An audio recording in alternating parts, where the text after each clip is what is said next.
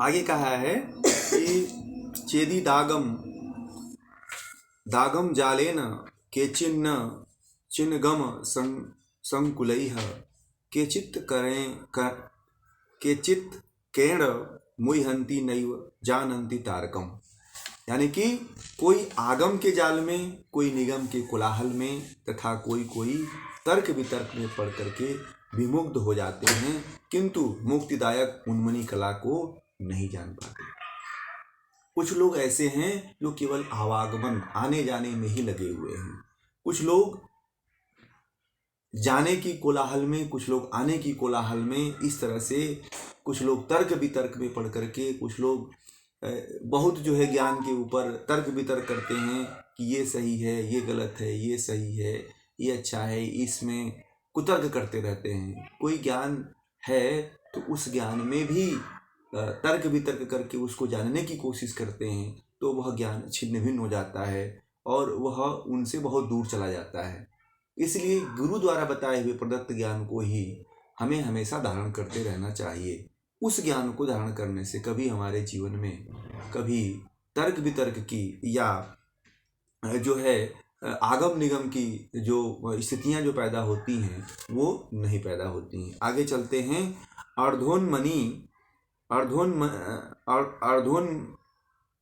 अर्धोन्मीलित लोचनः स्थिर मना नासाग्र दत्ते क्षणः चंद्रा करवापि लीनतामुपनयन नयनि स्पंद भावेन यः ज्योतिरूप शेषम बीजमखिलं दे दीप्यमानं परम तत्त्वं तत्पदमेति वस्तु परम वाच्य की मात्राधिकम। यानी कि जिसके आधे नेत्र खुले हों, दृष्टि नासाग्र हो और चित्त स्थिर हो, और जिसने इड़ा पिंगला की क्रियाओं को मंद कर निस्पंद भाव से लीन कर लिया हो, ऐसा साधक जो होता है उस परम तत्व की स्थिति को प्राप्त होता है, जो ज्योति स्वरूप है, संपूर्ण जगत का कारण है और पूर्ण दे दीप्यमान है। इससे अधिक क्या कहना।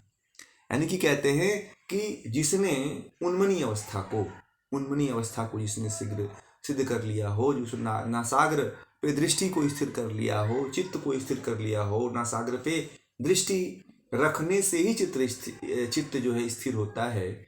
और कहते हैं कि जो उसने चित्त को स्थिर कर लिया हो, और जो इड़ा पिंगला की जो गति है, जो बारंबार कभी 45 मिनट एक तरफ से होती है, 45 मिनट दूसरी तरफ से, जो एक तरफ से दूसरी तरफ होकर के गति करती रहती है और श्वास प्रश्वास जिसे चलता रहता है, उसको भी, उस भाव को भी जो लीन कर लिया हो, उस साधक को उस परम तत्व उन्मनी के बारे में क्या कहना, उस परम तत्व के बारे में क्या कहना, उस सिद्धि के बारे में क्या कहना।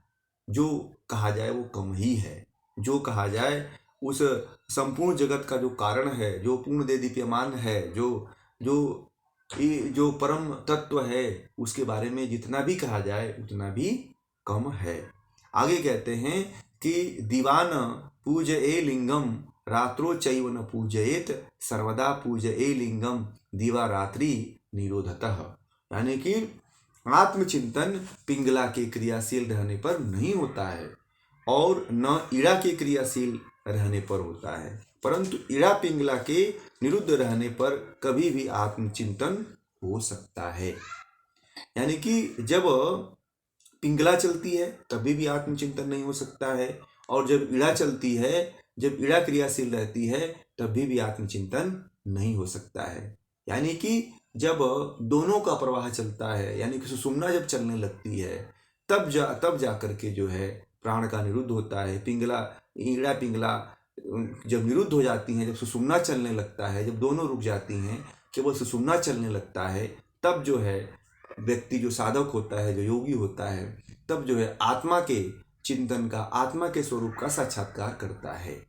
आगे कहते हैं कि अथ खेचरी सव्य दक्षिणा नाड़ी स्थो मध्य चरति मारुताः तिष्ठते खेचरी मुद्रा तस्मिन् स्थाने न संशय। यानी कि कहते हैं कि बाएं और दाएं नाड़ी में स्थित वायु, मध्य मार्ग में जब संचरण करता है तब वहाँ खेचरी मुद्रा रहती है, इसमें संदेह नहीं। यानी कि ये बात कहते हैं कि जब बाएं और दाएं नाड़ी में स्थित वायु मध्य मार्ग में चलने लगे तब वहाँ खेचरी मुद्रा होती है। मध्य मार्ग में चलने लगे, दाएं बाएं में न चल करके, जब वह ईड़ा पिंगला में न चल करके सुषुम्ना में चलने लगे तब वह समझना चाहिए कि वो खेचरी की अवस्था है। खेचरी का एक विशेष लक्षण यहाँ पे बता रहे हैं कि खेचरी जब सिद्ध हो तो आप कैसे पता करोगे कि खेचरी सिद्ध हो गई है। तो खेचरी सिद्ध करने का यह तरीका है, खेचरी को समझने का यह तरीका है कि खेचरी हमारी कैसे सिद्ध हुई है। तो जो वो अवस्था बनती है उसमें ऐसा होता है कि ईड़ा पिंगला दोनों का चलना बंद हो जाता है, सुषुम्ना चलने लगती है। परंतु ये ध्यान रखिएगा कि ईड़ा पिंगला जो सुषुम्ना जब बंद होती है तो ये ऐसा नहीं है कि खेचरी के अभ्यास के बिना ये संभव हो जाता है, ऐसा नहीं होता है। वह साधक या योगी जो होता है वह खेचरी का सतत अभ्यास करता है, उसी साधक को ये स्थिति प्राप्त होती है। ऐसा नहीं है कि कोई खेचरी का अभ्यास करता ही नहीं हो कोई साधक और उसको ये अवस्था प्राप्त हो जाए, ऐसा नहीं होता है। इसको यहाँ पे जान लेना जरूरी है। फिर आगे कहते हैं कि ईड़ा पिंगल योर मध्ये शून्यम चैवा नीलम ग्रसेत तिष्ठते खेचरी मुद्रा तत्र सत्यम पुनः पुनः। यानी कि कह रहे हैं कि ईड़ा और पिंगला के बीच में विद्यमान शून्य जब प्राण वायु में लीन करता है तब खेचरी मुद्रा होती है। यानी कि कह रहे हैं कि ईड़ा पिंगला के बीच में विद्यमान जो सुषुम्ना होती है, जब प्राण को यानी कि प्राण में जब लीन यानी कि जब प्राणवायु को लीन करता है तब खेचरी मुद्रा होती है। जब प्राणवायु सुषुम्ना में जब लीन होता है तब जाकर के खेचरी मुद्रा सिद्ध होती है। ईड़ा पिंगला यदि आपकी चलती है तो आप ये समझिए कि ईड़ा पिंगला के चलने से और ईड़ा पिंगला के द्वारा ये जो मार्ग चल रहे हैं श्वास प्रश्वास का, इससे हम सिद्धि को प्राप्त कर लेंगे, तो वह सिद्धि की अवस्था नहीं होती है। सिद्धि की अवस्था तब प्राप्त होती है और तब शुरू होती है जब मध्य मार्ग चलने लगता है। आगे कहते हैं कि सूर्या चंद्रम मसोर मध्य निरालंबनांतरे पुनः संस्थिता व्योम चक्रे साया मुद्रा नाम खेचरी।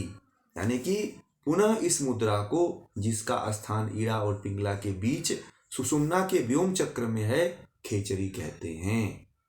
उसी को खेचरी कहा जाता है।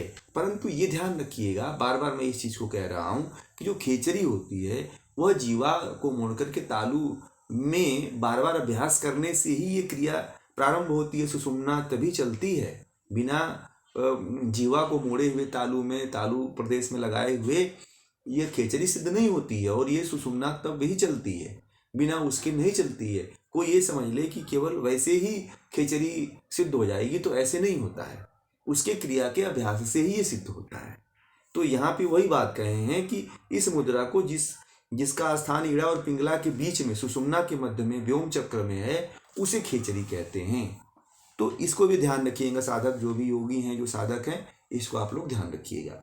आगे सोमाद त्रो दिता धारा साक्षात सा शिव वल्लभा पूर ए द तुला दिव्याम सुषुम्ना पश्चिमी मुखे। यानी कि सोम मंडल से श्रावित जो धारा गंगा वह साक्षात शिव की प्रिया है। यानी कि सोम मंडल से जो सोम का श्राव होता है और वह उसकी जो धारा बहती है उसको भगवान शिव की साक्षात प्रिया यानी कि पार्वती कहा जाता है। वही प्रिया हैं। उसको मेरुदंड को की ओर, दिव्य और अनुपम सुषुम्ना की ओर खींचना चाहिए, पूरित करना चाहिए। उसको कहाँ करना चाहिए? सुषुम्ना की तरफ उस सोमश्राव को खींच करके ले जाना चाहिए। यानी कि आगे फिर कहते हैं कि पुरस्ताच्चैव पूरयेत निश्चिता खेचरी भवेत अभ्यस्ता खेचरी मुद्राप उन्मनी संप्रजायते। यानी कि जब सुषुम्ना पूर्व की ओर से भी पूरित हो जाती है तब निश्चित रूप से खेचरी होती है।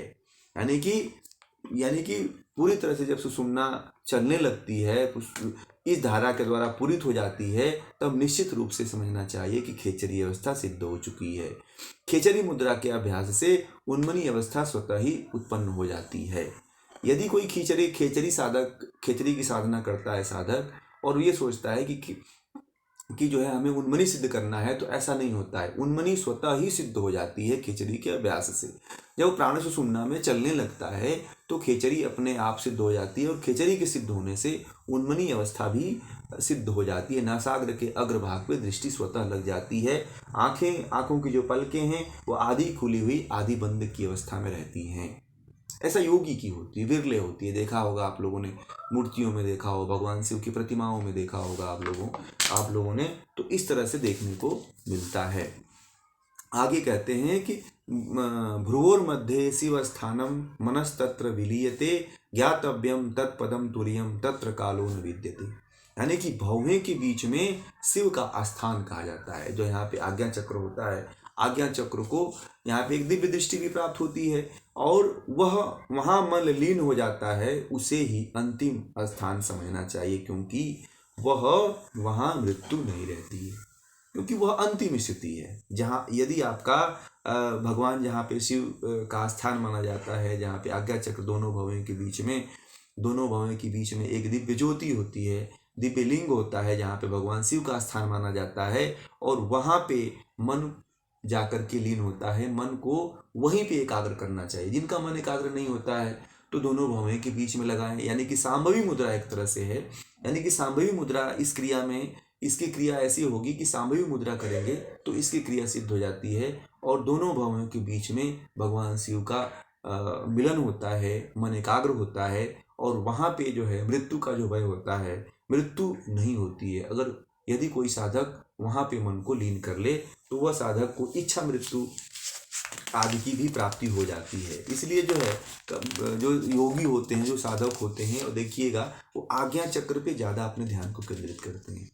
आज्ञा चक्र पे ध्यान को केंद्रित करने से वह सर्वप्रथम तो मृत्यु को जीत ही लेते हैं, और त्रिकालदर्शी भी हो जाते हैं। वो तीनों कालों को जानने वाले हो जाते हैं। ऐसा ऋषियों में देखा गया, योगियों ने कहा भी है। हठ योग के अन्य जो योगी हैं उन्होंने भी इसका आगे आने वाले अपने जो ग्रंथ हैं उनमें इसका वर्णन किया हुआ है। आगे चलते हैं। अभ्यसेत खेचरी तावदावत स्याद्योग निद्रितः संप्राप्त योग निद्रस्य कालो नास्ति कदाचना।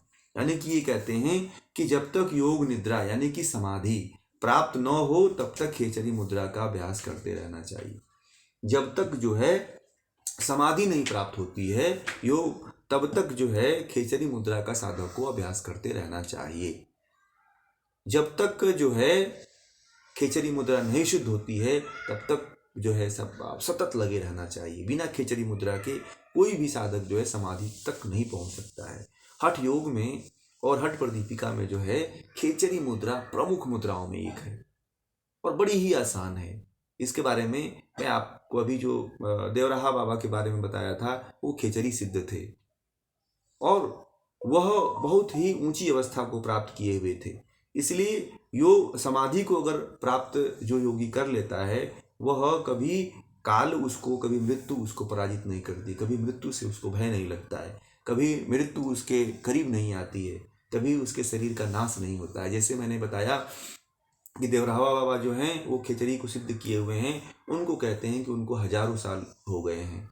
कोई कहता है, अभी आपको एक वृत्तांत बताऊं, डॉक्टर राजेंद्र प्रसाद जो हमारे प्रथम राष्ट्रपति थे, वो ये कहते थे कि हम बहुत जब छोटे छोटे थे तब उनको उसी अवस्था में देखे थे और आज हम अपने अंतिम अवस्था में हैं तभी भी जो है देवराहा बाबा को उसी अवस्था में देख रहे हैं।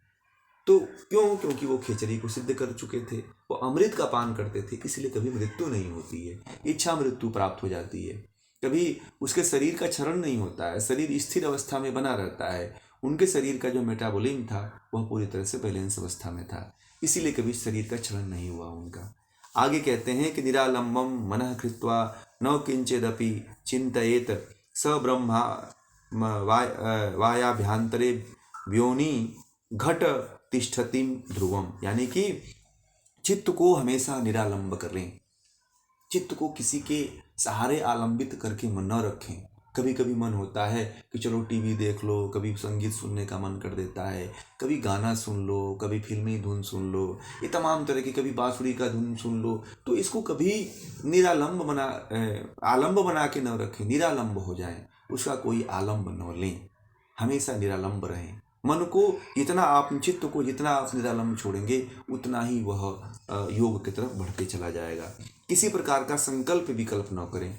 कोई संकल्प विकल्प न रखें कि मुझे ये कार्य करना है, मुझे यहाँ जाना है, मुझे ये लेना है, मुझे वो बनाना है, मुझे ऐसा बनाना है, इस तरह से बनाना है। ये तमाम जो संकल्प विकल्प आपके अंदर है कि ये करूँ कि नहीं करूँ, ये यहाँ जाऊँ कि ना जाऊँ, ये करूँ कि ना करूँ, इस तरह से सोचूं कि ना सोचूं, ये पढ़ूं कि ना पढ़ूं, ये खाऊं कि ना खाऊं, इस तरह से जो संकल्प विकल्प है वह भी योगी व्यक्ति को, साधक व्यक्ति को अपने भीतर नहीं रखना चाहिए और घट के समान आकाश में निश्चित रूप से स्थिर रहता है। जैसे इससे साधक बाहर भीतर घट के समान आकाश में निश्चित रूप से स्थिर रहता है। अगर इस तरह का भाव जिस साधक के अंदर आ जाता है, वह घट जैसे जो घटा होते हैं, बादल होते हैं, जैसे स्थिर रहते हैं, उसी प्रकार वो भी स्थिर रहता है, उसका चित्त स्थिर रहता है।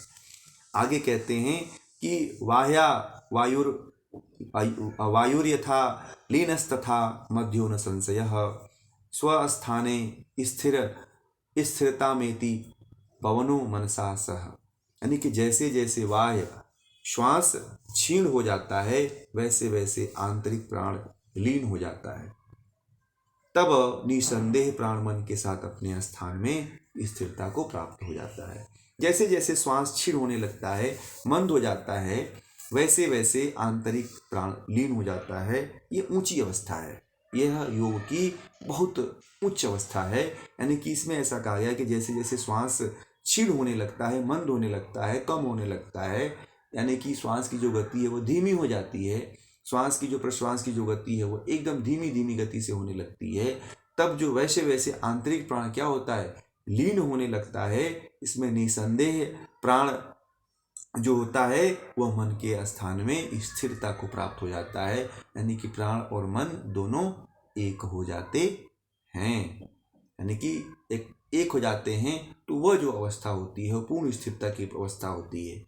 और आगे कहते हैं कि एकम अभ्यासमानस्य वायुर्मार्गे दिवा निशम अभ्यासज्जी जीर्यते वायुर्नस्तर त्रैव लीयते। यानी कि इस प्रकार दिन रात सुषुम्ना मार्ग में अभ्यास करने वाला साधक के अभ्यास के फलस्वरूप प्राण तथा साथ ही मन भी वही लीन हो जाता है। इस तरह से अगर यदि कोई साधक अभ्यास करता है तो उसका प्राण और मन ऐसे लीन हो जाता है जैसे कि उसको लगता है कि मन पूरी तरह से प्रत्याहार को प्राप्त कर चुका है, समाधि यानी कि धारणा को प्राप्त कर चुका है, ध्यान की अवस्था में पहुंचने वाला है, ऐसा उसको अनुभूतियां होती हैं। आगे कहते हैं कि आत्मैह प्लावयेद हमापाद तलमस्तकम सिद्धत एव महाकायो महाबल पराक्रमः। सिर से पैर तक संपूर्ण शरीर को श्रोम साव से भर देना चाहिए। इससे योगी दिव्य शरीर वाला, महाबली और पराक्रम वाला होता है। यदि कोई योगी है इस तरह से